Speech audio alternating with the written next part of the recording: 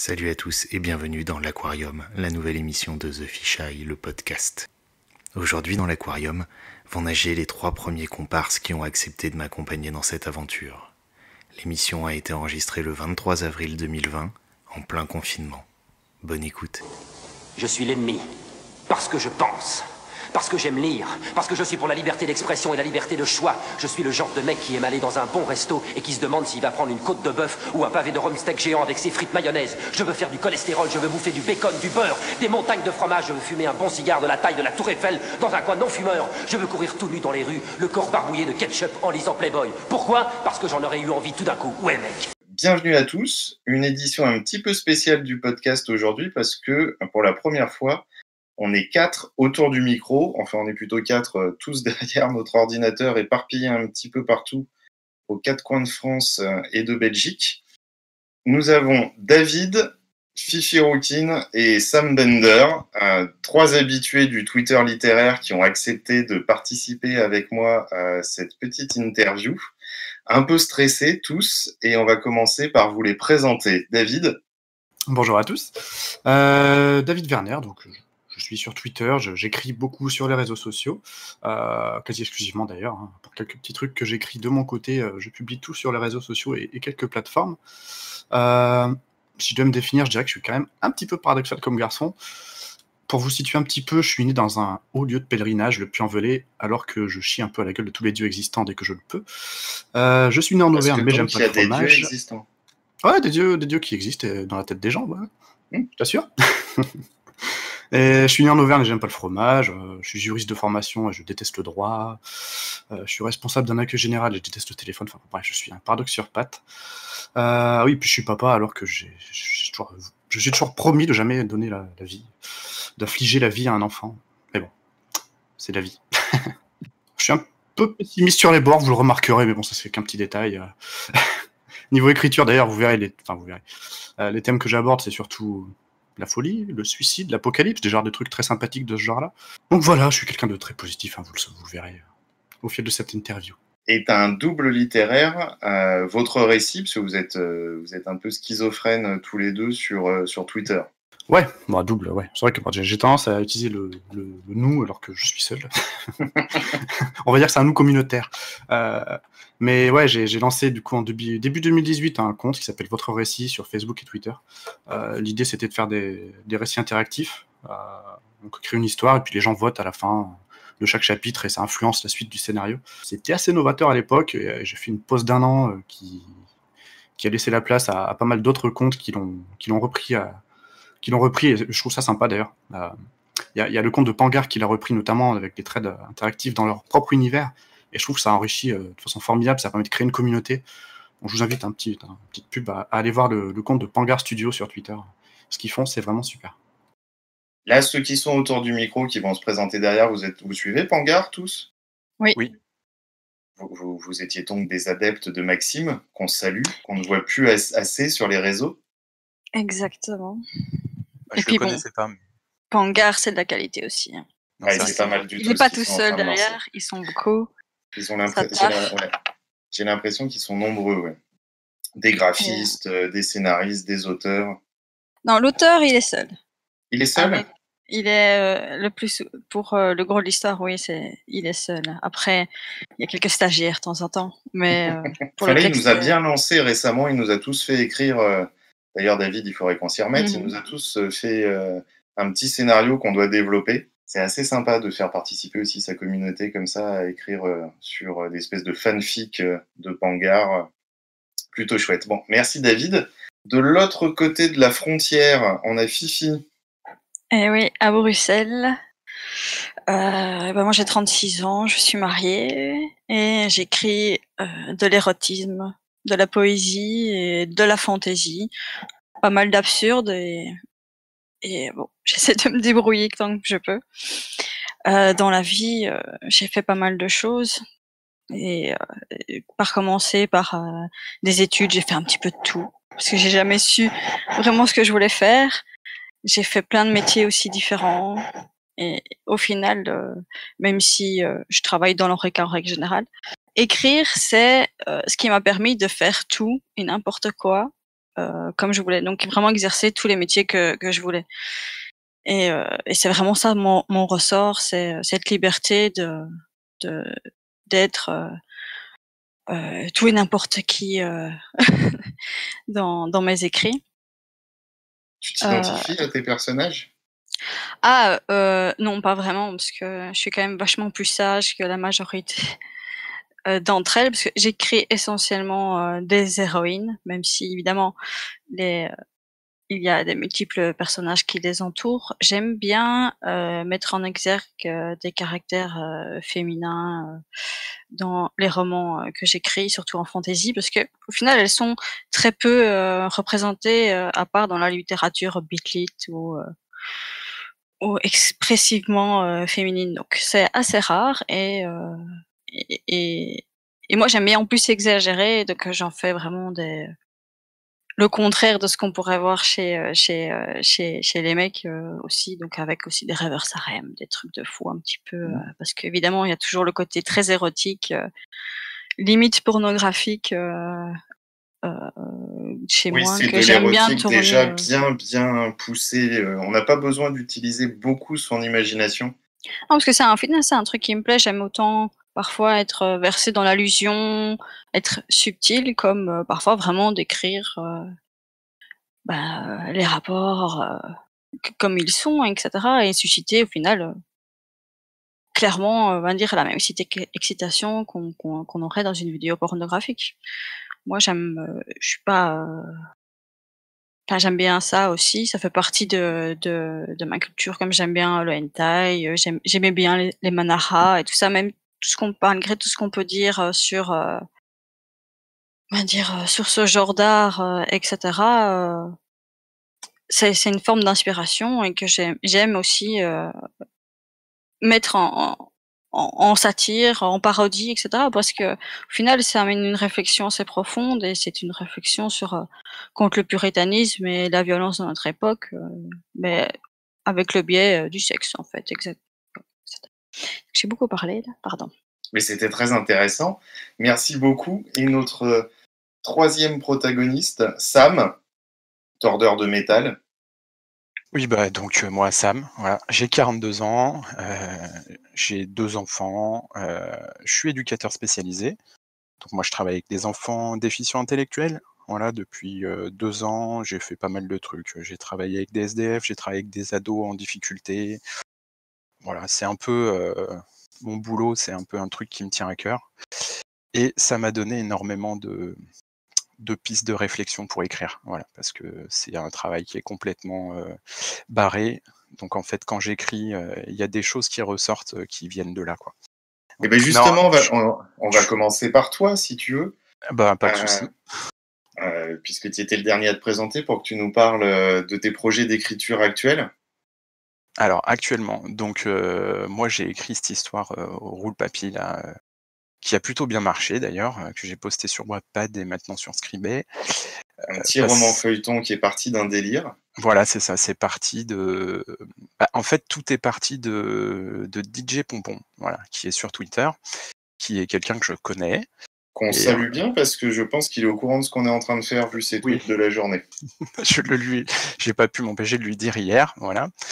Mais voilà, en fait, tout bêtement, un jour, il m'a dit qu'il écrivait et je lui ai dit: «Tiens, moi aussi j'écris, c'est marrant» et il m'a dit: «Ah ben, faut que tu viennes sur Twitter alors». Je dis: «Mais j'ai un compte Twitter, mais j'ai 3 abonnés et j'y vais jamais». Donc je suis venu sur, Twitter, il m'a mis des listes d'auteurs, des listes de défis, de choses comme ça et je suis allé faire le défi de Calfein et c'est là, que j'ai remporté le prix du défi avec le pitch d'un polar barré et je me suis dit: «Bah tiens, pourquoi pas l'écrire?» Donc je l'ai écrit au rythme à peu près d'un chapitre par jour. Voilà, donc bah, ça vient comme ça quoi. Vraiment, c'était, le pitch me faisait délirer et après j'avais envie de l'écrire. Donc en fait, moi quand j'ai une idée, je la développe, je brode autour, je me mets dans la peau des personnages et quand j'écris, ça vient tout seul. Si ça vient pas, c'est que c'est pas bon et puis si ça me fait pas rire, c'est que c'est pas drôle, donc je le publie pas. Voilà, Et donc, alors, ça parle de quoi, Roule Papy? alors ça parle d'un flic qui s'appelle Chen, qui est d'origine chinoise, qui a une cinquantaine d'années, qui est un flic raté et dont le patron veut se débarrasser parce qu'il a été muté suite à une connerie. Et il l'envoie régler une histoire de cannabis dans une maison de retraite. Voilà. Et en fait, ça a une ampleur qu'il n'imaginait pas. Et il va parcourir le sud de la France et de l'Espagne pour essayer de gérer cette histoire. Et ça part complètement en live. Voilà. Donc c'est plutôt drôle parce que l'idée, c'est de faire quelque chose de loufoque. Voilà, avec des personnages assez attachants. Enfin, moi, j'ai eu du mal à m'en séparer à la fin. J'aurais pu continuer comme ça Mais pendant ça longtemps. donnera parce peut-être que- lieu à une suite. Peut-être, ou un préquel, je sais pas. Ah oui. Parce que ça peut être sympa aussi. Voilà. Après, pour l'instant, il faut que je reprenne les quelques premiers chapitres parce qu'en fait, quand c'est parti, j'ai pris après un style qui n'était pas tout à fait le même qu'au départ, et je trouve que le style d'après est plus percutant. Donc les 3-4 premiers chapitres sont un petit peu différents au niveau du style, un peu plus court. Alors le rythme des phrases est toujours assez court, assez percutant, mais par contre, en fait, j'ai choisi de me mettre dans la tête du personnage principal qui parle en fait. Donc c'est lui qui décrit ce qui se passe dans le livre et dans l'histoire, pardon. Et du coup, il met pas de négation, par exemple. Tu vois, c'est pas je n'ai pas, c'est j'ai pas. Mm. Et au début, je les mettais. Donc en fait, là, je suis en train de corriger les quelques premiers chapitres et puis de les rallonger un petit peu pour donner quelques éléments que j'avais pas mis. Et donc ça, c'est un petit travail que je fais en ce moment, mais quand j'ai la motivation. Voilà. Après, j'ai un autre projet science-fiction que j'avais déjà commencé à écrire il y a quelques mois, mais c'est plus compliqué à écrire parce que c'est pas loufoque, donc j'ai pas la même, voilà, j'ai pas la même inspiration. Et puis Mais après, alors pourquoi tu l'écris? parce qu'en fait, si, il me tient vraiment à cœur. J'ai vraiment envie. Ça vient aussi là d'un défi. C'est les micro-nouvelles de Keot. En On fait, participe tous au même truc en Ouais. fait. On est dans un espèce de microcosme C'est ça. d'une cinquantaine de personnes. On fait les malins avec nos centaines de followers, mais finalement, il n'y a qu'une cinquantaine de personnes et on participe tous au même truc. C'est ça. Il a passé les 2000 follow Ouais. hier, d'ailleurs. Il a Ça y passé est. les 2000 hier, ouais. Alors du coup, en fait, il avait fait un truc en micro-nouvelles et je me suis dit, tiens, je vais inventer un personnage et puis je vais gérer toutes les micro-nouvelles de la saison avec ce personnage-là, façon petit journal de... Enfin, c'était avant le confinement en plus, hein. Et il est confiné, ce personnage, en quelque sorte. Donc c'était assez visionnaire. Non, mais après, blague à part, ouais, je trouve que le récit que j'ai écrit, moi, il me plaît. Donc je pense que c'est pas mal. Voilà. Après, ce qui est plus compliqué, là, c'est d'y mettre ce que j'ai envie d'y mettre et en même temps que ça soit cohérent. Voilà. Donc j'ai pas trouvé le petit plus de l'intrigue qui va rendre l'histoire captivante. C'est pour ça que c'est compliqué à écrire. Ouais, Voilà. ça va venir. Ouais, ça va venir, je m'en fais pas, quoi. Puis après, j'ai un autre projet plus personnel. Je parle de ma vie personnelle et ma vie professionnelle, comment les deux s'imbriquent, parce qu'en fait, dans mon métier, enfin pour moi, je considère que c'est lié à des problématiques personnelles qui fait qu'on va aider les autres. Et du coup, il y a plein de choses que j'ai envie de dire. Voilà, parce que c'est jamais dit. En fait, éducateur spécialisé, c'est Pascal le grand frère. Voilà, on casse des briques, on casse des tuiles et on laisse des gamins s'engueuler. Qui est pas tout à fait ça. Donc il y a plein de choses que j'ai envie de dire parce que c'est un secteur totalement Tu veux sinistré. dire qu'en fait, tu casses les gamins et tu laisses les briques s'engueuler? Voilà, en fait, à peu près. Non, mais après, c'est un secteur sinistré. C'est un endroit où, en fait, on est entre nous, où on fait jamais grève parce qu'on est un peu comme les soignants. On s'occupe des autres, donc on considère que ça passe avant tout. Par contre, c'est un endroit où financièrement, c'est la misère, où tout et n'importe quoi est fait. Et puis surtout, c'est un endroit invisible, quoi. C'est-à-dire que la plupart des gens, quand on leur dit qu'on est éducateur spécialisé, la première question, c'est spécialisé en quoi? Voilà. Et ça, c'est un truc, enfin, je veux dire, pour tous les Après, gens. il faut avouer que ce sont des noms génériques, et c'est un Et petit oui, peu le cas dans tous les métiers, où on n'est pas forcément éduqué à comprendre ce que ça signifie et ce qui se cache derrière. ah, À ça, c'est part, sûr.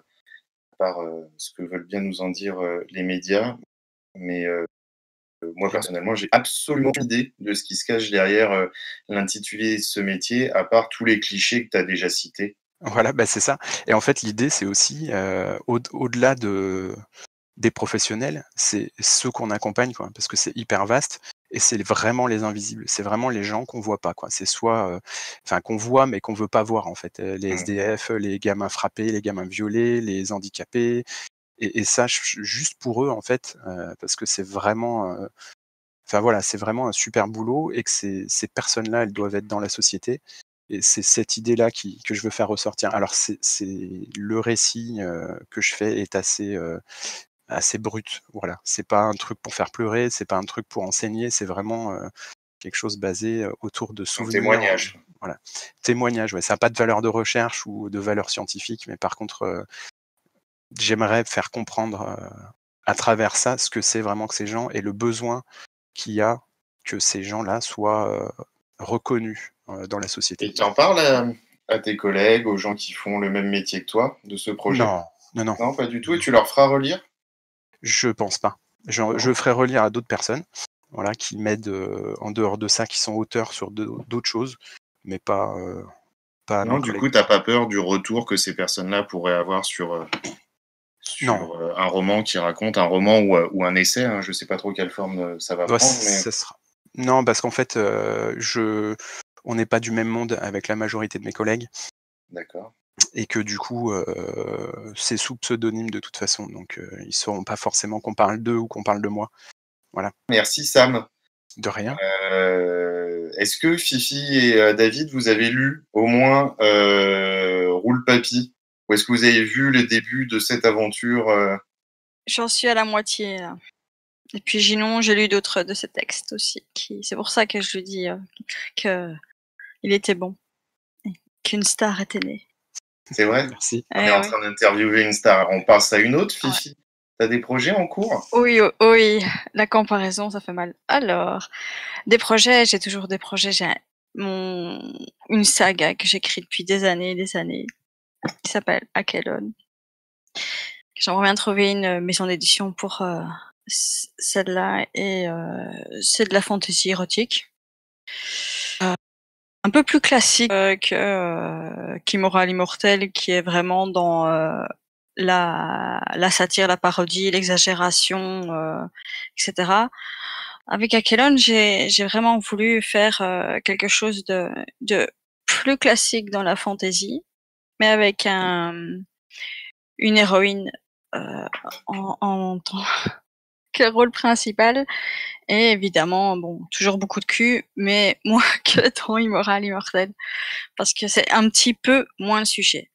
Mais c'est le sujet quand même, parce que ça reste toujours le Alors, sujet. c'est quoi le sujet? Le sujet, c'est assez Donc, classique. le cul, c'est la trame de fond. Le cul, c'est un petit une peu des ton trames. paysage. Ouais. C'est un peu la trame de fond, et c'est aussi des éléments d'intrigue, parce que au final, pourquoi pas en faire un élément important de l'intrigue, si pour le mettre à chaque page, on va dire des allusions, autant que ça serve. J'ai essayé de réfléchir quand même, hein, c'est bien. Autant que ça serve l'intrigue, etc. sur le long terme. Donc en gros, ça raconte l'histoire d'une jeune femme qui va se retrouver avec des pouvoirs, et à la tête d'une bande de gaillards pour mener une révolution pour renverser le roi tyran des trois mondes, etc. La trame est assez classique. Mais ce que j'ai vraiment voulu intégrer, c'est vraiment une réflexion sur le rôle des femmes, sur la sexualité des femmes comme des hommes, qui aussi, et puis sur la société actuelle, évidemment, sur les différentes politiques et façons de penser, les différentes sociétés qu'on pourrait imaginer, etc. Donc ça, c'est vraiment mon projet de fond que je travaille depuis quelques années, et que j'aimerais bien que je vais mettre en BT lecture d'ici peu. Donc ça, c'est vraiment mon projet principal. Sinon, ma saga Immoral Immortel, ou peut-être un one-shot si jamais c'est récupéré par une maison d'édition qui serait intéressée, ou si les circonstances font que une ré-auto-édition me ferait retravailler le texte. Sinon, Immoral Immortel, c'est l'Odyssée de Médéa. Ce que j'aime bien dire que c'est un peu la John Wick du cul, parce que c'est une réaction justement aux films hyper violents comme John Wick, que j'adore, mais qui sont encensés, alors que la violence on va dire, enfin, on tue plein de mecs du début à la fin, on tue même un chien. Et c'est totalement accepté. Non, Je veux dire, il y a chien, des- c'est triste. Le Ah chien, ouais, c'est le chien, triste. c'est triste. Mais ce Le que je veux dire, reste, c'est le que chien, c'est triste. je veux dire, C'est le je prends déclencheur de l'histoire. John Wick, c'est un bon truc dans le style parce que c'est une parodie, John Wick. Mais je veux dire, il y a plein de films qui encensent en fait on va dire la violence, on va dire le sang, on peut avoir du détail, du gore et tout ça. Et souvent, très souvent, c'est premier degré. Tu vois, je te parle pas des trucs plus rigolos, vraiment premier degré.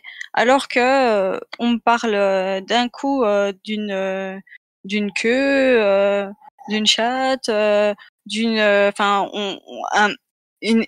on évoque une relation gay ou n'importe quoi. C'est déjà choquant et tout. Il faut pas mettre les enfants devant, etc. Et c'est vraiment ce paradoxe en fait entre montrer cette violence crue, on va dire sans problème, ça ne pose pas vraiment de questions tant que ça. On va dire on défend même ça comme une sorte de liberté d'expression, que je conçois. Mais d'un autre côté, la sexualité est totalement taboue, alors qu'au final, dans la majorité du cas, c'est quand même vachement plus sain de baiser son voisin que de le tuer, quoi. Et donc, c'est ça, c'est vraiment ce paradoxe de la société. Je suis pas sûr que si. Il faudrait que je joue avec mon voisin.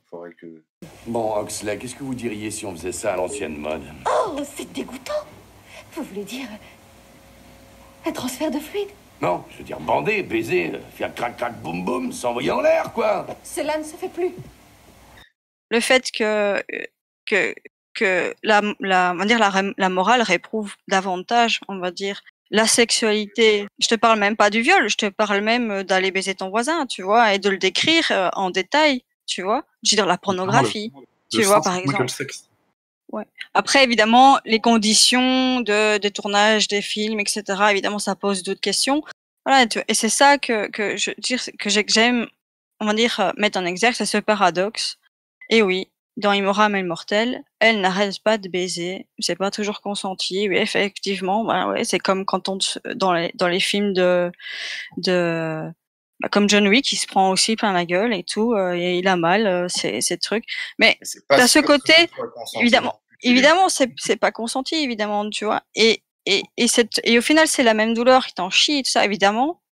Il y a des erreurs dans mon bouquin, c'est une sorte d'éjaculation précoce de tout ce que je voulais mettre, que j'ai édité vraiment, on va dire, un peu brut de décoffrage, et c'est pour ça que ça mérite vraiment une réédition au final pour ne fût-ce que soigner, on va dire, le décorum. Mais c'est vraiment une réaction que j'avais eue il y a 3 ans maintenant, le temps de l'écrire après 1 an, c'est sorti l'année passée, enfin, il y a 2 ans, c'est sorti l'année passée. C'était vraiment une réaction on va dire, à toute cette violence. Et alors, il y a ce paradoxe. Et donc, j'ai vraiment eu ce déferlement pornographique. Et dans un contexte, évidemment, j'ai choisi un contexte mythologique qui s'y prête parce qu'évidemment, on va dire, on sait bien les dieux grecs, c'est pas les derniers à baiser, etc. Mais en fait, c'est vraiment une satire qui est peut-être un peu bancale, mais c'est avant tout une satire. Et après, c'est un truc pour faire bander, exciter, tout ce qu'on veut, quoi. Parce que c'est aussi un bouquin fun. Ça marche plutôt bien de ce côté-là. T'es assez gêné à la 3e page si tu portes un pantalon un petit peu serré. Bref. Voilà. Merci Fifi. David, c'est quoi tes projets du moment? À part celui qu'on fait tous les deux et qu'on n'a pas eu le temps de finir. Oh putain, me chauffe pas. Le projet du moment, j'ai relancé votre récit, j'en parlais tout à l'heure. J'ai commencé une petite nouvelle interactive de circonstances avec un personnage que j'ai été retiré de mes cartons, qui s'appelle Elliot, un personnage très naïf, pour pas dire complètement idiot. Pour le contexte, j'avais écrit une nouvelle déjà avec lui, mais c'était il y a très longtemps, ça fait quasiment 10 ans, je dirais. Ouais, j'étais au lycée.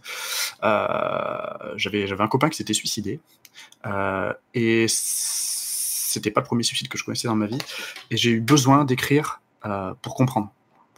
Et pour écrire, j'ai choisi l'absurde. J'ai choisi un personnage qui voulait mourir, mais qui en fait ne savait pas pourquoi, et qui en plus de ne pas savoir pourquoi il voulait mourir, n'y arrivait pas. Par tous les moyens, il essayait plein de trucs, il n'y arrive pas. Et c'est une sorte de voyage initiatique, il vit des scènes totalement cocasses jusqu'à arriver à un moment où il comprend que finalement il a peut-être pas tant besoin de mourir que ça. Et donc voilà, j'ai repris ce personnage-là pour parler du confinement, pour parler de la société, il y aura un peu de satire, ça commence un petit peu avec le dernier épisode, il y en aura un petit peu plus au fil de l'écriture. Donc je le publie actuellement sur Facebook et sur Twitter, sachant que le symptôme du virus n'est pas le même sur les deux plateformes, et que les choix peuvent être différents aussi, donc ça va donner deux histoires qui vont pas prendre du tout la même direction a priori. Ouais, c'est tout l'intérêt de ton format que tu développes depuis quelques années. Ouais. Ce que j'aime bien faire, j'ai parfois fait des fins alternatives. Parce qu'il y a un truc qui me frustre avec les récits interactifs. Je parle pas des livres dont vous êtes le héros, ou qu'on peut faire 20 fois et on peut faire tous les scénarios possibles. Il faut un peu de temps, mais on peut le faire. Mais dans le format même que je proposais et que certains autres proposent, ce qui peut être frustrant, c'est que on fait des choix, mais on ne sait pas ce qui se serait passé si on avait fait d'autres choix.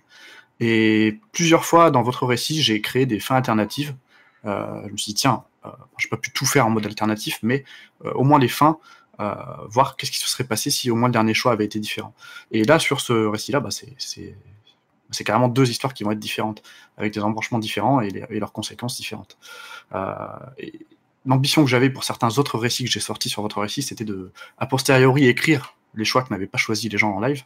Mais bon, c'est tellement chronophage que j'ai pas fait, mais certaines de ces histoires-là, je pense qu'un jour je m'y mettrai et j'écrirai différentes histoires. Je ferai vraiment un livre dont vous êtes le héros où tu fais tel choix, tu vas à telle page, jusqu'à finir les différents scénarios. Je dois t'avouer que moi, j'aimerais bien avoir une édition brochée de votre récit. Un jour comme ça, Ouais. Une édition où tu feras toutes les fins alternatives avec tous les embranchements possibles sous un format papier que je mettrai avec fierté dans ma bibliothèque en disant bah, regardez, c'est un des 10 premiers exemplaires sur les 10 millions qui ont été vendus. Ah non, mais je serais fier. J'ai bu une bière avec lui, on était en terrasse. Bon, il devait m'accompagner au Hellfest, il n'est jamais venu. Voilà. Mais bon, ils ont annulé. Quel Hellfest ? C'est pour rien. Ouais, espérons, c'est un peu de la science-fiction, mais on va y croire. En tout cas, ce qui va manquer, c'est le temps, quand même, parce que pour se lancer dans un truc comme ça, waouh. Quand t'as un gosse, quand t'as du boulot, quand t'as d'autres projets aussi, parce que j'ai un roman, une saga auquel je pense depuis que je suis au lycée. C'est une saga fantasy pour laquelle j'ai beaucoup d'ambition et pour laquelle je ne me trouve pas à la hauteur pour l'instant. C'est aussi pour ça que j'ai lancé votre récit et que j'écris les bidouilles, les micro-nouvelles et tout. C'est tout ce que j'écris depuis quelques années, c'est une sorte d'exercice en vue de pouvoir un jour reprendre cette saga secrète qui ne vit que dans ma tête pour l'instant. Mais ouais, votre récit, il y a pas mal de choses à faire, notamment le tout premier roman que j'ai écrit sur votre récit, qui est un format qui est censé être plus long. Autant tous les autres récits que j'ai mis, il doit y avoir 4-5 nouvelles en tout, c'est des nouvelles qui ont un début, qui ont une fin. Autant le premier, Nouvelle Ère, c'est un roman dans lequel je crois, qui me plaît beaucoup, et que j'aimerais bien poursuivre, pas forcément en mode votre récit, parce qu'au bout d'un moment, les gens vont décrocher, c'est un truc qui est sorti il y a 2 ans. Mais c'est un roman que j'aimerais bien poursuivre. Juste pour parler du pitch, pour ceux qui ont lu Métro 2033, ou qui ont joué au jeu d'ailleurs, ça se passe dans le même univers. Et sauf que ça se passe en France, et ça se passe en Auvergne, ma terre natale, dans un volcan. Donc il y a eu l'espèce d'apocalypse nucléaire du côté de la Russie, et qui a créé un hiver nucléaire. Et du coup, les gens se sont réfugiés partout où ils pouvaient. Alors à Moscou, c'était dans le métro, et en Auvergne, c'était dans un volcan qui a été aménagé, puisque l'hiver nucléaire a mis du temps à s'installer, il a fallu plusieurs mois pour que vraiment les conséquences s'en fassent sentir. Ça a laissé le temps au gouvernement de créer des zones de secours. Donc dans les grandes villes, Lyon, Paris, Rennes, il y a des métros, les gens sont allés dans le métro comme à Moscou, mais dans les régions qui n'ont pas de métro, comme l'Auvergne, Clermont-Ferrand, la seule solution, ça a été d'aménager le cœur d'un volcan, de créer un grand complexe. Et l'histoire, c'est l'histoire d'une jeune fille qui est brillante, qui a fait des études de sciences, et qui a trouvé une méthode pour créer de l'énergie, ce qui manque cruellement dans le contexte, créer de l'énergie à partir du froid. Forcément, c'est utile vu la météo. Sauf que le gouvernement et ses sbires, les colonisateurs, on les appelle dans le roman, ont pour ambition de quitter la Terre parce qu'ils estiment qu'elle ne sera plus jamais viable. Or, Célia et certaines personnes qui la soutiennent n'ont pas du tout envie de quitter la Terre. Ils trouvent que c'est complètement aberrant, que c'est débile, qu'ils vont tous cramer en volant. Et puis, comment on va terraformer ? Bref, ils trouvent que c'est complètement con. Ils ont peut-être pas tout à fait tort. Et eux, ils veulent plutôt se donner les moyens de de recoloniser la Terre. Et donc l'histoire du tome 1, ça va être ça, cette dualité, ce conflit interne dans le complexe entre ceux qui veulent rester sur Terre et ceux qui voudraient utiliser l'énergie pour quitter la Terre. Eh ben, il faut t'y mettre. C'est pour quand? Un jour peut-être. Non, mais on veut des dates, nous. On n'est pas venu là, les gens t'écoutent, on veut des dates.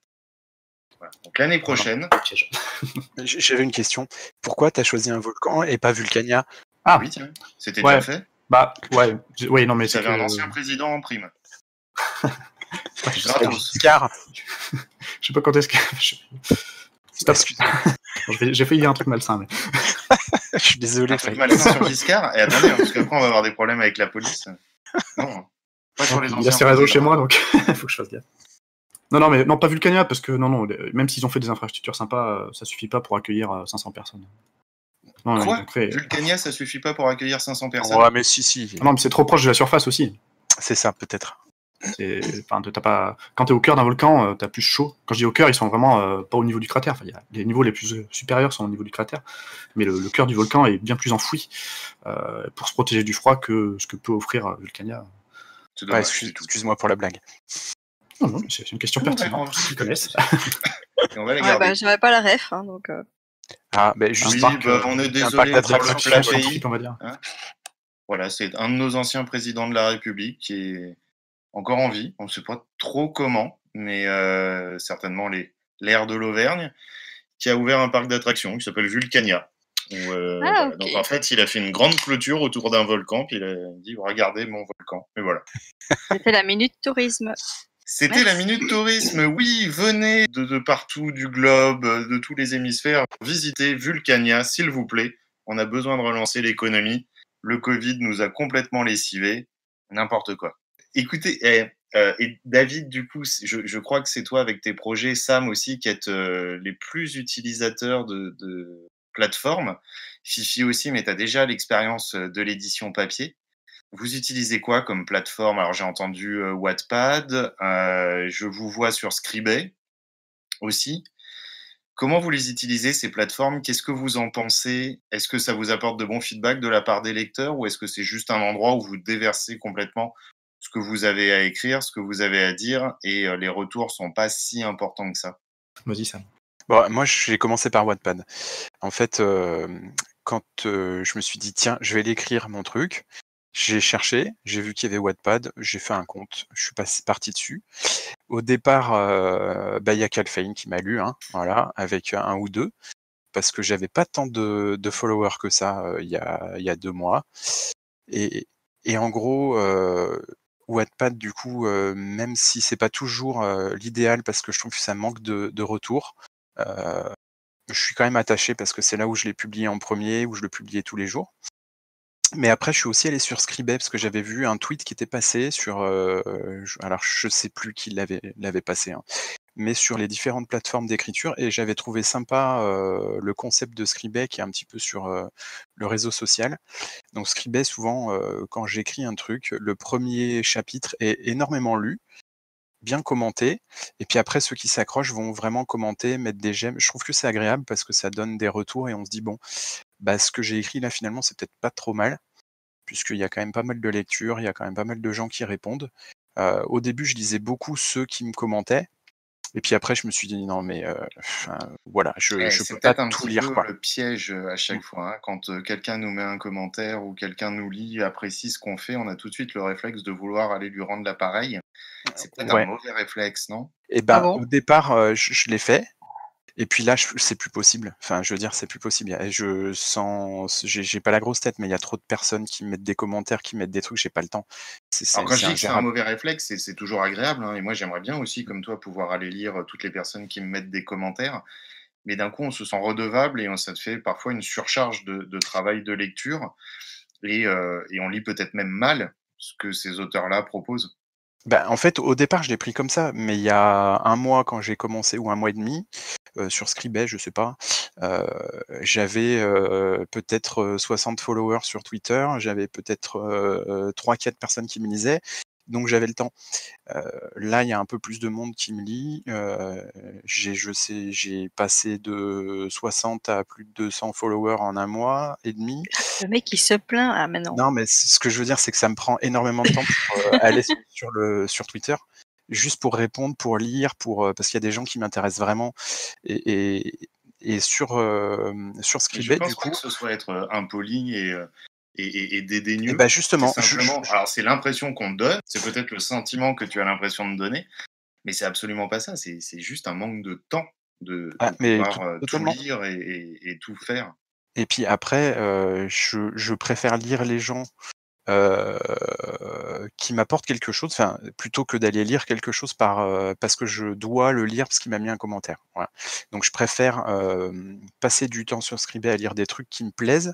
Je dis pas que les autres me plairont pas, mais pas forcément parce qu'on m'a mis un commentaire. Alors je vais aller voir, et puis si ça m'accroche, ben, je vais lire. Et puis si ça m'accroche pas, tant pis, quelque part, je veux dire, voilà, moi je livre quelque chose, si les gens veulent lire, ils lisent, s'ils veulent pas, ils veulent pas. Je suis passé à l'étape où je me dis, je leur dois rien. Voilà. Après, je lis si ça me plaît. Voilà. Donc quand je lis, que je mets des commentaires, que je mets des j'aime, c'est parce que vraiment, c'est un truc qui me plaît, quoi. Voilà. Alors je trouve que Scribd, c'est un truc sympa, il y a les défis, c'est assez rigolo. J'ai commencé par faire pas mal de défis et je me La suis bien plateforme marré. est plutôt bien faite, ce principe de correction, Ouais, d'annotation, plutôt sympa. Alors, oui, il y a toujours des personnes qui pensent qu'ils vont corriger ton style.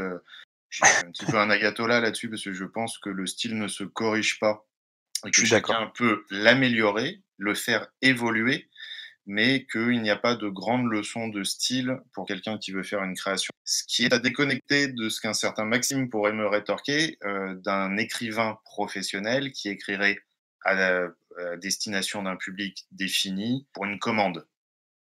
Voilà.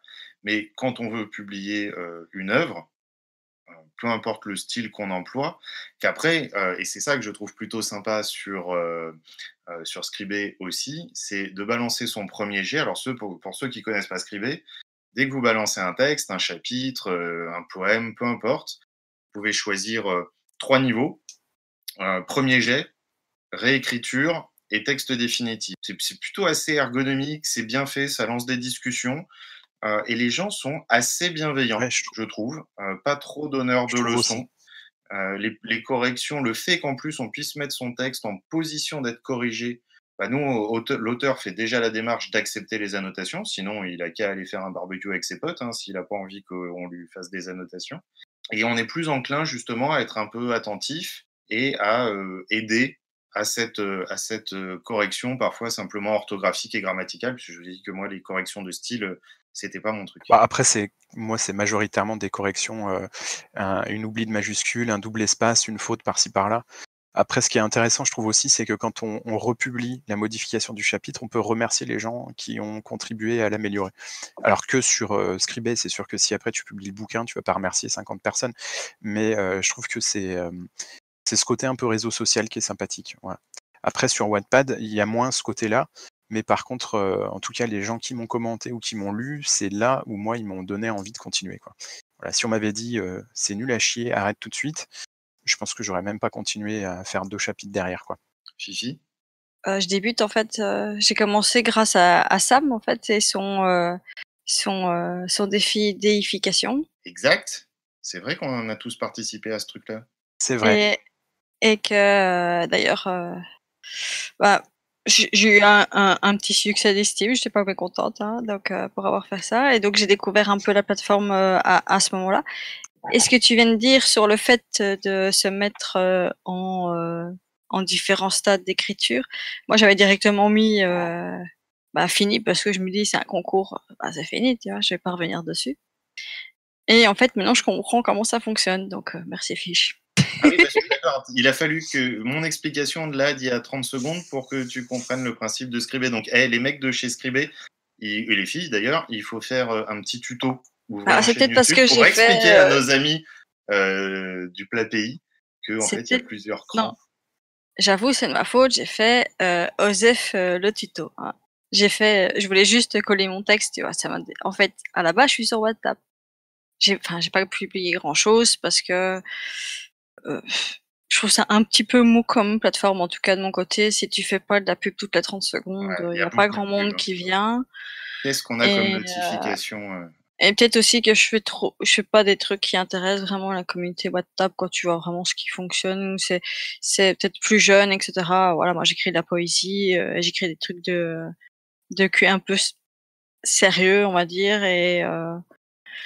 Ouais, mais ça a le et donc mérite d'exister, ce Wattpad, et de permettre à des gens qui n'ont pas ah oui, bien sûr, c'est forcément. ça que je dis, mais c'est pour Ouais. je trouve que c'est les écrits sont plus jeunes dans le sens où je vais vraiment pas être péjoratif, mais moi je m'y suis pas vraiment retrouvée dans mes lectures, et cetera. Voilà, peut-être j'ai pas bien cherché, et cetera.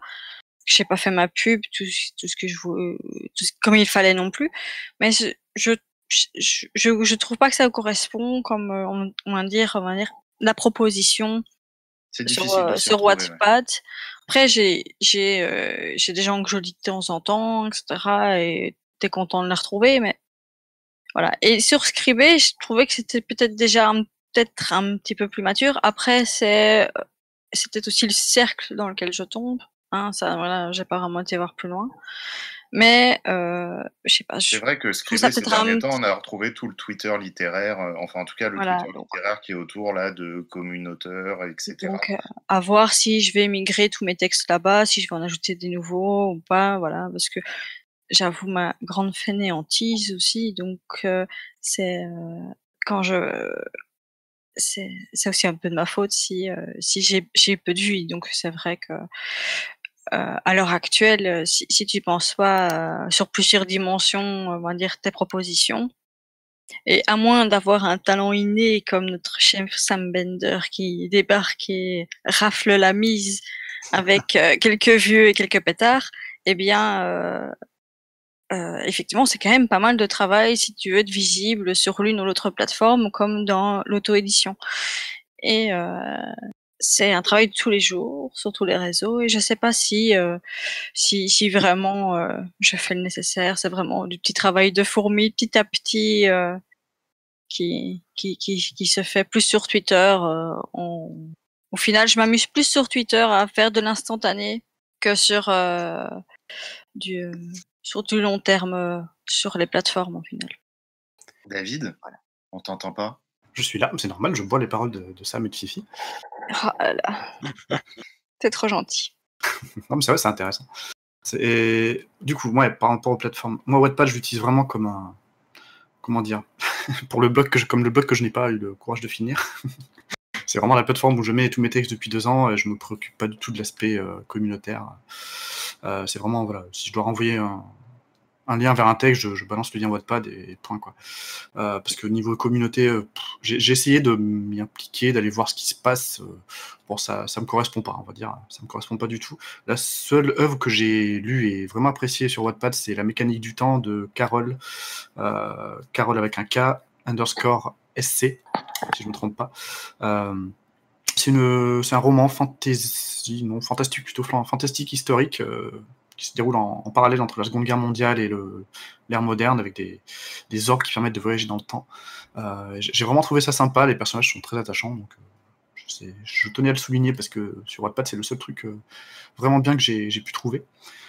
Plus récemment, je suis allé sur Scribd à l'invitation de Sam justement pour son défi d'édification auquel j'ai participé, et je pense que je vais m'y mettre prochainement.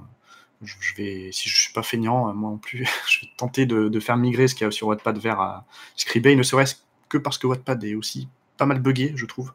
Quand on publie ou même avec les notifs, je trouve qu'il y a pas mal de bugs sur l'appli téléphone et sur le site. Scribd, ça me paraît bien plus stable, donc je pense que je vais mettre tous mes textes dessus.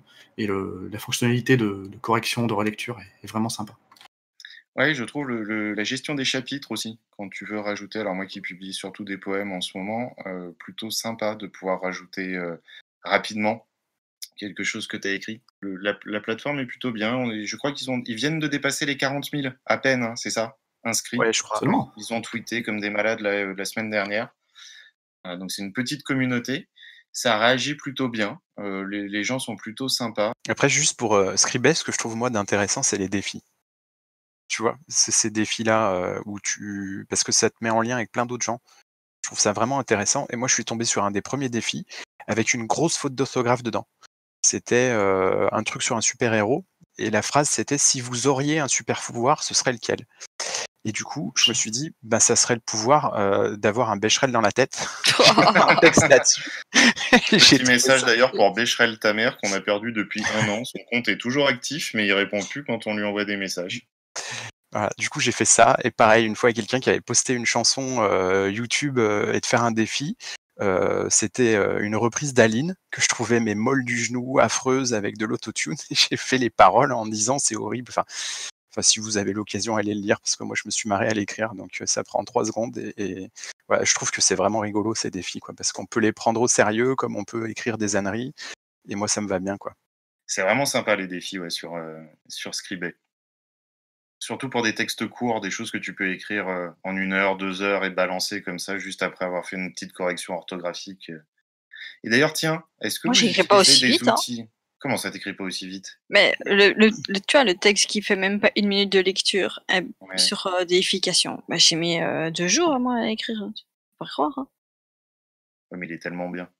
Non, ouais, c'est ça va gentil, vite, quoi. c'est gentil. Nous, on s'était mis un défi avec Mono. On devait écrire ça en 1 heure et puis hop. C'est toujours pas écrit. Je pense tellement chaque phrase, j'écris tellement lentement, c'est une horreur. Et Enfin, justement, quand vous balancez vos textes comme ça, comment vous faites pour être sûr que ce que vous balancez, c'est propre, net?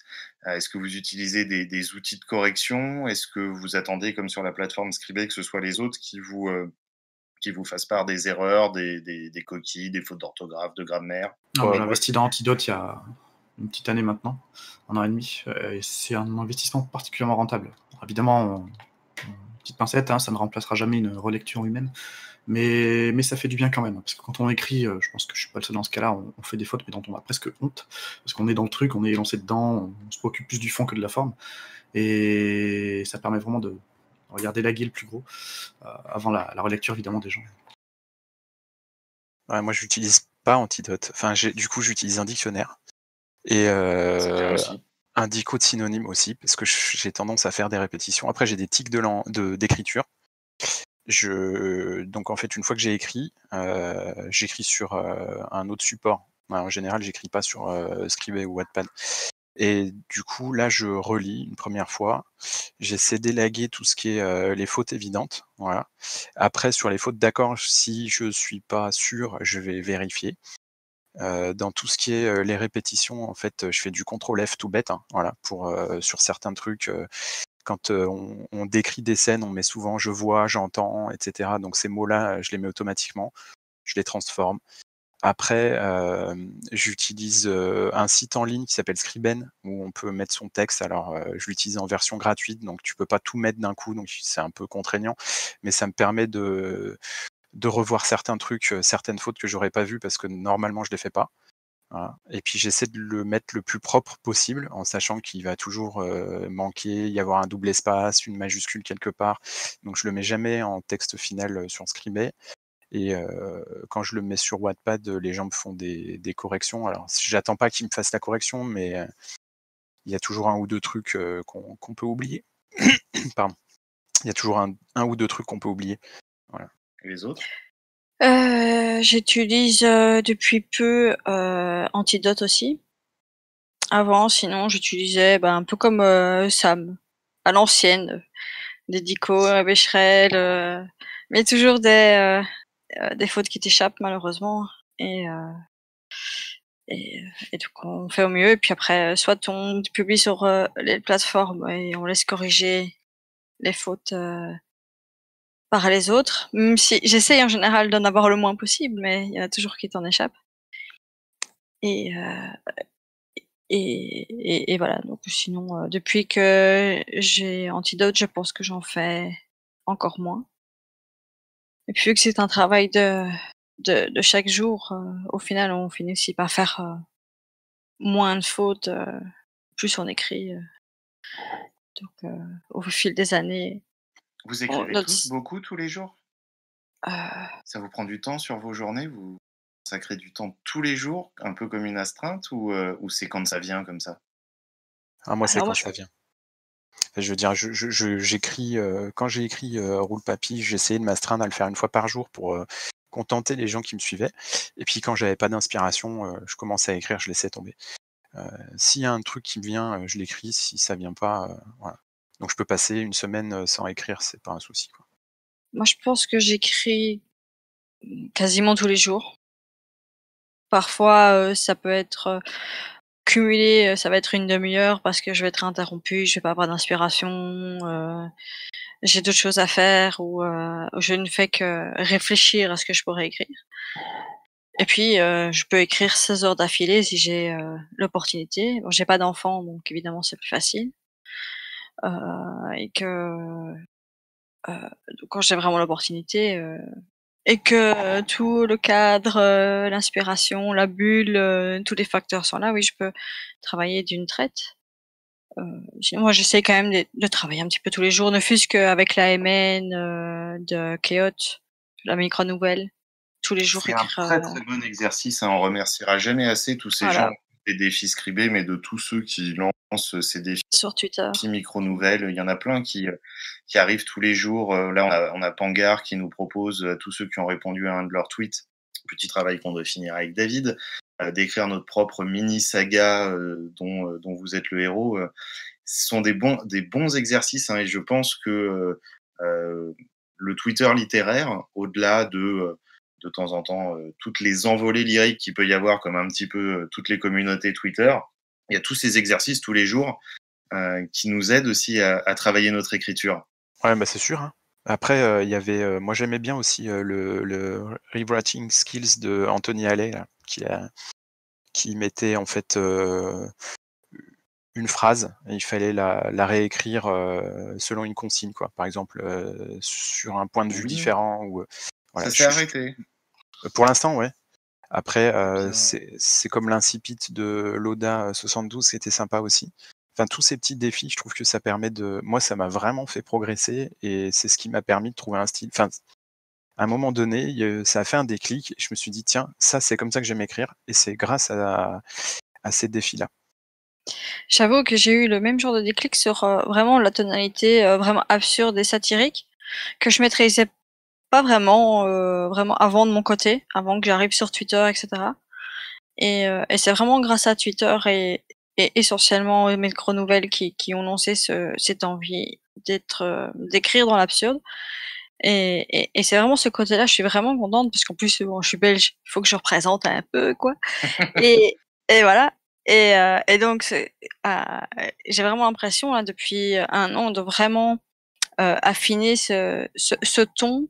Parce que bon, je pense que j'avais déjà un style, pas dégueulasse et puis maintenant j'ai vraiment un ton qui s'affirme et que je pense que je peux vraiment plus marquer, on va dire, ce que j'écris, qui a plus d'ampleur, à côté que dans mes projets à côté, quoi.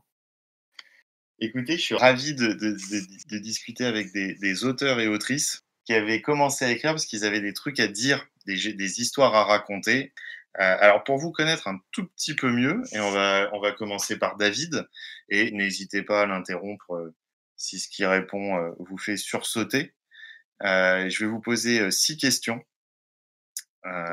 qui sont les questions habituelles des interviews du podcast. Réponse brève, mais vous avez le droit de les argumenter. Et même, je vous encourage à les argumenter. Donc, mon petit David, si tu avais à choisir un film, là, tout de suite. Alors, je suis pas très ciné de base. Je suis pas du tout cinéphile. Bon, si je devais en citer un comme ça, mais bon, si tu me reposes la question demain, je t'en citerai un autre. Je dirais Shutter Island.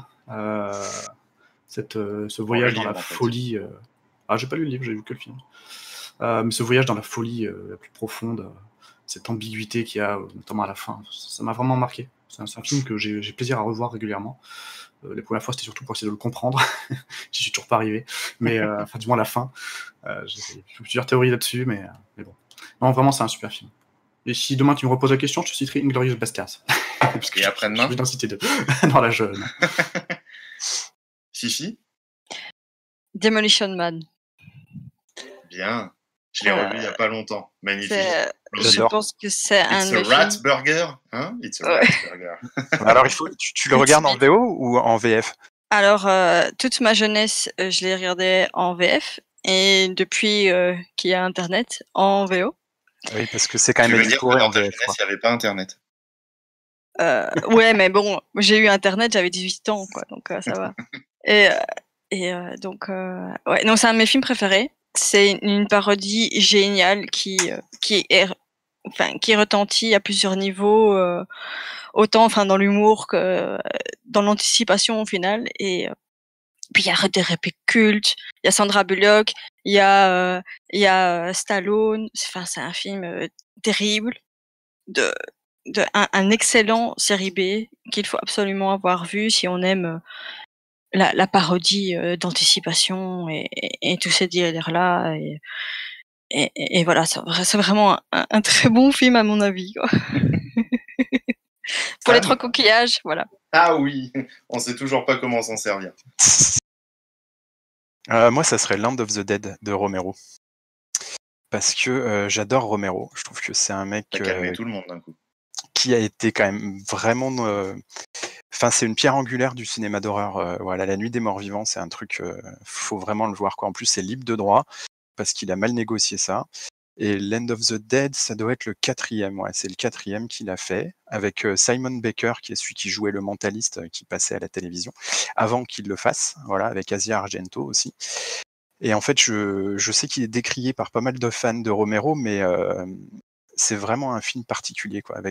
C'est vraiment l'atmosphère post-11 septembre. Ça décrit une humanité assez dramatique et je trouve que c'est vraiment super intéressant parce que Romero, il a jamais fait un film sans en faire un pamphlet en fait contre la société dans laquelle il vit. Voilà, donc c'est vraiment très intéressant le cinéma de Romero parce que quand on passe de La Nuit des Morts Vivants à Zombie, c'est le titre français. On voit l'évolution de comment il regarde sa société et l'évolution de la société. C'est vraiment super intéressant. Voilà, donc c'est celui-là que je choisirais parce que c'est un film que j'ai plaisir à revoir régulièrement, quoi. Et du coup, on va enchaîner avec toi. Est-ce que tu peux nous citer une chanson ou une musique? Ah, Pas un compositeur ou un groupe, hein. Une ouais, chanson alors ou une musique. c'est vachement compliqué parce que moi je vis dans la musique depuis que je suis gosse. Mes parents sont musiciens, toute ma famille est dans la musique. Il n'y a que moi qui n'y suis pas. Alors moi je vais citer le Requiem de Mozart, voilà, joué par Harnoncourt, parce que c'est important en fait, qui conduit le Requiem, parce que c'est une façon de le jouer baroque qui est pas celle qu'on avait dans les années 60 qui était hyper lente. Et voilà, moi quand j'écoute ça, je suis plus là, quoi. Vraiment, je trouve que c'est une des pièces classiques vraiment les plus abouties. J'écoute plein de trucs, hein. J'écoute du métal, j'écoute du rap, j'écoute de l'électro, j'écoute de la pop, enfin vraiment pas mal de trucs. Mais ça, je crois que si je devais prendre qu'un seul truc, je prendrais ça, quoi. Ouais. David? Ouais. Moi, je dirais Pinkwater d'Indochine. Indochine, c'est un groupe que j'affectionne particulièrement. Et c'est vraiment la chanson que j'aimerais qu'on mette à mon enterrement. Ça peut paraître bateau dit comme ça, mais pour situer le contexte, pardon. Quand j'étais ado, j'écoutais beaucoup Zégut. Je l'écoute encore d'ailleurs, mais je l'écoutais toujours le soir avant de m'endormir à 22h sur RTL2. Je sais pas si c'était encore. Ouais, si c'était RTL2. J'écoutais à la radio avant de m'endormir. Bon, c'était une période compliquée, comme souvent à l'adolescence. J'étais tout seul dans ma chambre, à chialer, en repensant à cette fille qui ne voulait pas de moi et à ces connards qui me pourrissaient la vie. Et quand les premières notes ont retenti et les premiers mots ont été prononcés, je ne saurais pas trop expliquer pourquoi, mais ça a résonné en moi comme jamais une chanson l'avait faite. J'ai eu l'impression d'être compris. Ça peut paraître complètement con dit comme ça, mais j'ai eu l'impression d'être compris et j'ai eu le sentiment que je pouvais partir en paix. C'est un peu glauque, hein, je sais, mais j'avais des envies un peu suicidaires et en écoutant cette chanson, je me suis dit, bah, en fait, je peux partir en paix maintenant. Et j'ai eu l'impression qu'il suffisait que je fasse écouter cette chanson à mes proches pour qu'ils me comprennent et pour qu'ils sachent pourquoi je partirais. Bon, évidemment, je suis resté, sinon je serais pas là à vous parler. Donc c'est pas la période la plus gaie de ma vie, mais étrangement, c'est une chanson qui m'a donné envie de partir. Mais si je l'avais pas écoutée, peut-être que je serais vraiment parti. C'est un peu que j'avais dit depuis le début, je suis paradoxal. Mais j'ai toujours cette certitude que si je l'avais pas écouté à ce moment-là, bah, peut-être que j'aurais été dans tellement une posture d'incompréhension que peut-être que j'aurais fini par tenter un truc un peu con. Et bon, enfin bref, après j'ai beaucoup réfléchi sur le suicide parce que. Non, réécoute-la tout de suite. Non, ça va aller. Non, mais voilà, par rapport au suicide, j'ai eu des envies suicidaires, mais du jour où j'ai connu le suicide, c'est-à-dire, j'en parlais tout à l'heure, où des gens que je connaissais et que j'appréciais dans ma famille et parmi mes amis l'ont fait, ben, ça coupe l'envie. C'est con, hein, mais quand on le vit, on se rend compte à quel point on peut être con de vouloir faire ça. C'est un avis personnel. Fifi, tu nous remontes un petit peu le moral? Ouais, parce que moi j'ai pensé à Kalachnikov de Goran Bregovic. C'est une musique de film, mais Excellent. c'est assez particulier. Ça dépasse assez, enfin c'est perché, voilà. Je me suis dit, ça me Ouais. représentait un petit peu dans le côté un petit peu voilà absurde, autant dans la musique qui en même temps a des échos slaves qui me rappellent mes grands-parents qui étaient musiciens de cabaret russe. Et donc ce genre d'ambiance, ça me rappelle un peu mon enfance, etc. Et donc c'est de la musique qui met en joie avec un côté assez triste et absurde en même temps. J'aime beaucoup. Voilà. Ah non, c'est Goran excellent. Bregovic, c'est quelqu'un qui est Ouais. quand même pas mal. Non, mais elle est excellente cette chanson. Je l'ai écoutée des heures et des heures avec des potes et j'avoue que T'as envie on a de bien rigolé bouger les dessus. bras, Oui. tu vois, au-dessus Bon, de et ta du coup, tête. si tu devais nous citer un livre, Fifi. Un livre, je cite toujours la saga Vorkosigan. C'est toute une saga, c'est celle qui m'a de Lois McMaster Bujold. Donc la saga Vorkosigan, c'est celle qui m'a donné envie d'écrire. J'écrivais déjà des poèmes, etc. quand j'étais enfant et ado. En lisant cette saga, qui est écrite par une femme, je me suis dit: «Ah, bah, je veux devenir auteur de science-fiction» et puis, évidemment avec les années, je me suis dit: «Ouais, c'est un truc de précaire, fais pas ça, tu vois? Fais des études». J'ai fait Sciences Po, tu vois? Enfin, même si j'ai fait que 2 ans parce que c'était chiant. Après, voilà, tu vois? C'est vraiment quelque chose qui, ça avait surgi et puis d'un coup, je me suis dit: «Non, ma mère, elle a tenté d'être artiste, enfin, tu vois? Enfin, plein de choses et tout, non, non, non, c'est un truc de foireux» et voilà, évidemment, c'est ce que, j'ai fini par en épouser un et tenter, de vendre mes lignes aussi donc voilà, donc c'est karma, quoi, tu vois? J'ai désiré trop fortement ce que je ne voulais pas et voilà. Donc la saga Vorkosigan, 1 parce que c'est génial, franchement et 2 pour ce que ça a généré chez moi, donc l'envie d'écrire. David. Moi, je dirais Fahrenheit 451 de Ray Bradbury. Je l'ai lu pour la première fois au collège. Je remercierai jamais assez ma prof de français d'ailleurs, cette prof, Madame Dumas, que je salue, qui m'a initié à la lecture, qui m'a initié à l'écriture aussi. Pourquoi ce livre? Parce qu'il y a eu un avant et un après, je dirais. J'ai perdu en innocence ce que j'ai gagné en clairvoyance en le lisant, je dirais. Et puis plus les années passent, plus il est d'actualité, quoi. Enfin, les autres fait ce genre de conneries, la culture, enfin l'affaissement de la culture. On est en plein dedans, on le voit de plus en plus, et je pense que c'est un avertissement comme Orwell, comme d'autres en ont fait, et il serait temps de les prendre plus qu'au sérieux. Ouais, alors c'est compliqué. Mais dire un livre comme ça, voilà, donc je vais prendre le dernier que j'ai lu, comme ça sera plus simple, parce que celui que je suis en train de lire, j'ai fait que 2 pages. Je peux pas vraiment dire ce qu'il en est. Du coup, j'ai lu Borderline, c'est un livre auto-édité de Zoé Ababou. J'ai trouvé le récit assez percutant, ça m'a vraiment parlé. Voilà, c'est un truc qui parle de Travis, qui est un ado américain avec sa sœur jumelle, pardon. Et en fait, c'est à la fois un récit initiatique. Alors, c'est le premier tome, il y en aura 6 autres, si je me trompe pas, 6 ou 7 autres. En fait, c'est la première personne, donc on est vraiment dans l'esprit de ce garçon. Et en fait, on suit son histoire torturée, on plonge avec lui. Et c'est vraiment. Moi, franchement, c'est le premier livre auto-édité que je lis. Et je pensais pas que dans l'auto-édition, il pouvait y avoir des auteurs qui soient. Enfin, c'est vraiment. Je suis désolé de le dire, hein, c'est que je connaissais pas l'auto-édition il y a encore 6 mois. Voilà. Et je trouve que là, franchement, ça me donne envie de continuer. Donc là, j'ai acheté plein d'autres bouquins en auto-édition. Et parce que je pense qu'il y a vraiment des super auteurs là-dedans. Et pour le coup, là, ce livre, moi, je vous encourage à le lire. C'est vraiment, en fait, essayer de sortir de l'enfermement dans lequel on veut nous emmurer, quoi. C'est ça. En fait, ce bouquin, c'est aussi à la fois un moyen pour elle de s'exprimer, pour dire vous avez des rêves, vivez-les, restez pas enfermés, même si ces rêves, en fait, parce que là, le garçon en question, ça va très mal finir pour lui. Voilà. Mais par contre, il vit tout à fond parce qu'il veut pas être enfermé dans une existence dans laquelle on l'attend, quoi. Voilà. Les carcans imposés par la société, c'est pas possible. Et je trouve que c'est vraiment quelque chose qui m'intéresse, ça, cette histoire de se dire, voilà, on attend de nous quelque chose, et ben non, pas forcément, quoi. Voilà. Et du coup, c'est celui-là que je cite. Bon, et du coup, je vais moi commencer par toi pour les 3 questions de la fin. Alors la réponse rapide. Quand Oui. tu étais petit, Sam, c'était quoi ton rêve? Ah, je voulais être astronaute. Voilà. Fifi? Omnipotente. David? Volcanologue. Ah, et du coup, t'es pas président de la République pour faire des parcs sur les volcans, par contre. Si, mais pour savoir de quoi je parle quand je veux en faire un.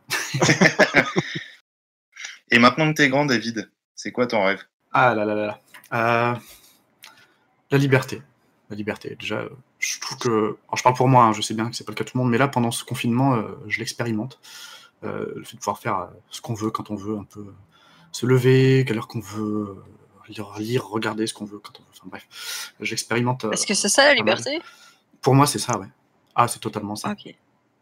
Pour moi, c'est ne pas devoir se lever pour aller faire un truc qu'on n'a pas envie de faire. C'est ne pas dépendre de l'argent. Bon, c'est un rêve, hein, c'est un rêve. Mais pour moi, c'est ça. Voilà, c'est être libre, ne plus dépendre de rien, de l'argent, du regard des autres, tout ça. C'est juste la liberté, quoi. Sam, c'est quoi ton Ah. rêve maintenant que t'es devenu grand? Ah, je vais pas faire très original, mais je suis assez d'accord avec David. Enfin, je veux dire, le confinement, ça met quand même beaucoup de choses en perspective. Et je trouve que ce qui me manque le plus, c'est les autres. Et puis cette liberté-là que j'ai découvert, parce que moi je suis confiné depuis plus longtemps que tout le monde, ça fait depuis le mois de janvier, pour des raisons personnelles. Mais je trouve que ça m'a permis de découvrir au travers de l'écriture quelque chose que je connaissais pas avant. Et c'est ça que j'ai envie de faire, quoi. C'est-à-dire d'écrire, voilà, publier, j'en sais rien, mais en tout cas de partager tout ça et d'être libre, quoi. Fifi? Mon Dieu, qu'ils sont sérieux. Moi, j'ai envie juste de faire rire et rougir les gens, je crois. C'est ça ton rêve, aujourd'hui? Ouais, Rougir les gens. faire rire et magnifique. faire rougir les gens. C'est Oui, je sais bien. magnifique. C'est déjà plus à ma portée. Et c'est quelque chose que je peux faire. Et c'est ça qui te Et fait pour lever moi, le matin? c'est non, ça c'est ma vessie trop pleine. Mais non, franchement, non, c'est bien. Mais pour moi, la liberté, c'est pas enfin, c'est pas se lever c'est pas se lever quand on veut, quoi. C'est après, c'est une forme de liberté, c'est une forme de facilité à avoir du temps pour penser à sa liberté. Mais je sais pas si c'est la liberté. C'est vraiment si on veut vraiment philosopher, pour moi, c'est pas la liberté. C'est du temps libre. C'est pas la même chose. Et ça peut développer, on va dire, un mouvement libertaire. Mais ce n'est pas la liberté. Bah, tu sais, moi, pendant le confinement, j'ai jamais passé autant de moments qu'on pistait avec mon gamin. Ça peut paraître con comme ça, mais quand tu passes ta vie à bosser, et encore, je pense qu'il y a des gens qui bossent beaucoup plus que moi, mais quand tu passes ton temps à bosser 5 jours sur 7, et là aussi, voilà, il y a des gens qui bossent plus que moi, mais rien que 5 jours sur 7, déjà, je trouve que il reste pas tant de temps que ça. Alors que là, depuis le confinement, où je suis tout le temps à la maison, même si je fais du télétravail, je profite de lui. J'écris. Alors qu'il y a encore 2 mois de ça, j'avais plus tout le temps d'écrire. Pour moi, c'est ça la liberté, c'est aussi de pouvoir profiter de ses proches, c'est pouvoir. C'est pas forcément juste se lever à 9h au lieu de 7, faut pas caricaturer. C'est plus le fait de. J'exagérais, hein. Bien sûr, t'inquiète pas. Mais c'est plus le fait de pouvoir choisir ce que tu veux faire de ta journée. Ne pas avoir un contrat, même si j'aime bien mon boulot, ne pas devoir se lever pour aller faire ça. C'est juste tu te lèves et tu fais ce que tu as envie de faire quand tu te lèves. Ouais, c'est vivre ses rêves, quoi. Un peu. Ouais, c'est ça, sans te poser la question de comment je vais remplir le frigo, comment mince, faut que je paye le loyer, machin. Alors c'est totalement utopique à mon rêve. Je sais qu'il y a toujours besoin d'argent, toujours besoin de payer le loyer, toujours besoin de ceci, de cela.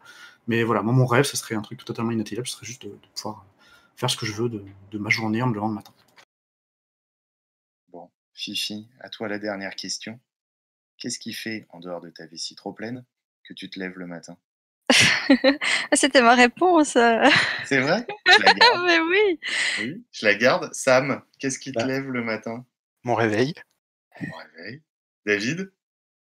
Mon fils, et j'en suis heureux. Parce que je préfère largement que ce soit lui plutôt que mon réveil. Ouais, C'est lui, il vrai. dort encore. Ça doit être mignon. Moi, c'est moi qui Sauf l'a. sauf quand c'est à 5h30 du matin, je La suppose. vessie pleine. Voilà. J'en ai mis partout, papa. Bon, et maintenant je vous laisse le mot de la fin. Je vais recommencer. J'étais très contente d'en savoir plus sur David et Sam. Je les ai trouvés très émouvants alors que je m'attendais à rigoler. Et même s'il y a des moments plus fun évidemment, mais au final, c'est deux hommes assez tendres, assez tourmentés par la vie, mais en même temps qui espèrent s'en libérer justement et aller plus loin, peut-être à travers l'écriture, à travers leurs actions dans la communauté. Et au final, ce fut très touchant de parler avec eux. J'ai senti leur émotion, et ça m'a ému à certains moments aussi. Et donc, merci Fish d'avoir permis cette rencontre. Voilà, alors j'étais un petit peu à côté de la plaque du niveau émotion, donc voilà, désolée. Et ça fait un plaisir de parler avec Les gars, Je sais pas quoi dire. Je te laisse, David. Vas-y. Merci. Alors moi déjà, Fifi, je te remercie de m'avoir initié à ta littérature, à ton style. L'érotisme, c'est un truc que j'ai jamais lu, qui ne m'attirait pas avant de t'écouter ce soir. Et franchement, j'ai envie de te lire, j'ai envie de découvrir ce que ça peut donner. Parce que pour moi, l'érotisme, c'était vraiment des trucs genre Wattpad, tu vois, des trucs... bon. fais gaffe à la page 6. Il a pas été plus loin, en fait, il veut Je pas le regarde. dire, c'est pour ça qu'il veut Fais gaffe prendre de aux la contences mouette. que je Pas mettrai. vrai. Mais en fait, alors pour tout avouer, ton livre est arrivé à l'époque où j'ai lancé le podcast, il y a 1 an, un truc dans ce goût-là, pas tout à fait. Et tu as été une des premières de qui j'ai commandé le bouquin. Et j'avais une pile à lire d'auteurs auto-édités extraordinaires. Et ma femme a dit tiens, je vais t'aider, je vais en lire. Et elle a pris le tien sur le dessus de la pile. Et au bout de 3 ou 4 pages, elle s'est tournée vers moi. Et elle m'a dit c'est qui cette fille? Elle m'a dit c'est génial, c'est super bien écrit. Mais il y a des objets qui rentrent dans des endroits où, enfin bref, allez lire le bouquin, achetez-le. Je passe ce message entre parenthèses. Si des auteurs auto-édités vendent des livres, achetez-les. Soyez exigeants sur la qualité de ce que vous recevez et des feedbacks que vous donnez aux auteurs, mais n'hésitez pas à acheter les livres, c'est important. Mais voilà, donc ce petit traumatisme de ma femme qui se retourne vers moi alors que je débute un projet avec les auteurs auto-édités, que tu es en dessus de pile, et elle me dit mais qu'est-ce que c'est que ces gens que tu fais rentrer dans notre maison où ils se mettent des objets dans tous les trucs, voilà. C'est resté. Et à chaque fois que tu likes un tweet ou un machin, je dis tiens c'est la routine, et elle me répond ah bah oui c'est la dame qui met des objets dans les gens. Oui. Voilà. On t'a coupé, David. Je suis désolé, que ça ne t'empêche pas quand même d'aller découvrir la littérature érotique de Merci, Fifi. David.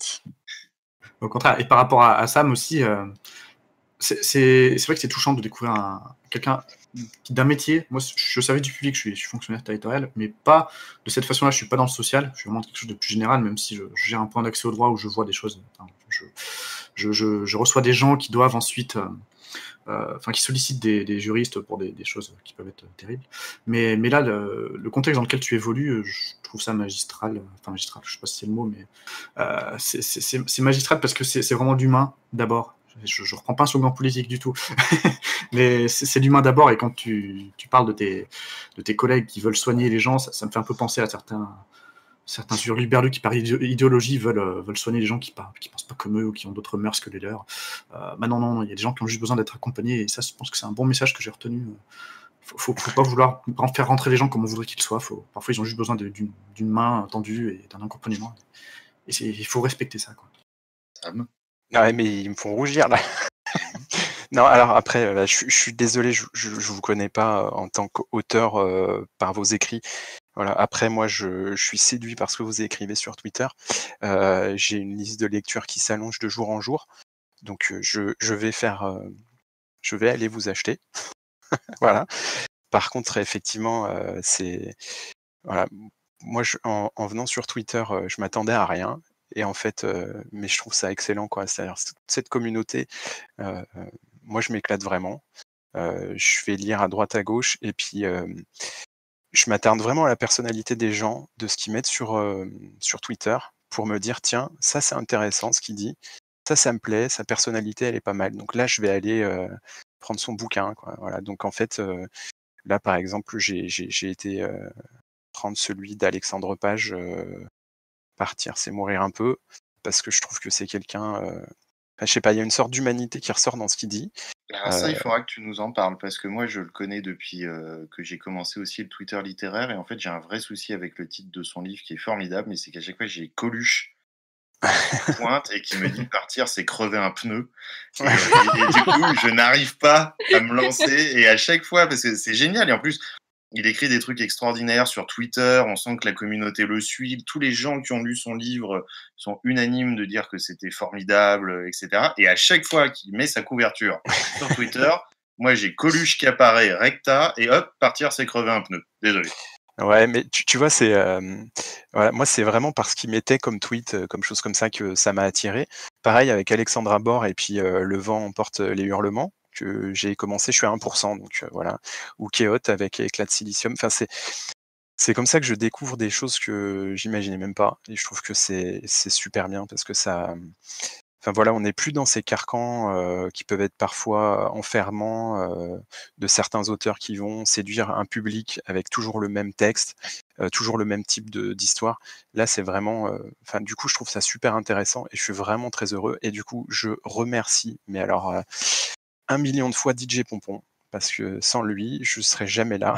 Et que, voilà, même si je lui dois pas ce que j'écris, en tout cas, je lui dois d'avoir découvert cette formidable communauté dont vous faites tous les 3 parties, et dont je me lasse pas de vous lire tous les jours vos tweets, et puis d'aller voir ce que vous écrivez à droite à gauche.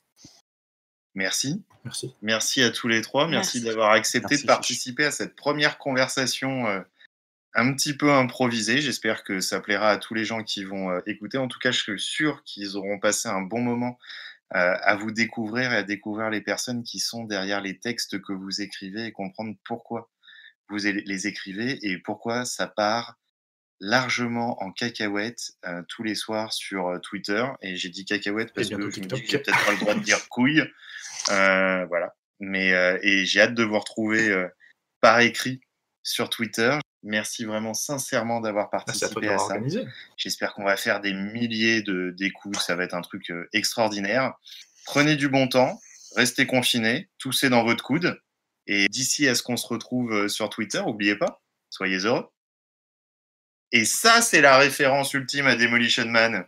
Ouais. Bim. Je sais pas si vous êtes au courant, mais il y a plus de papier toilette. Vous avez dit papier toilette? Oh, au XXe siècle, ils utilisaient des poignées de feuilles de papier pour ce que vous savez. Je suis bien content que ça vous amuse, mais là où devait y avoir du papier toilette, il y a une sorte d'étagère avec 3 coquillages dessus. Il ne sait pas se servir des 3 coquillages.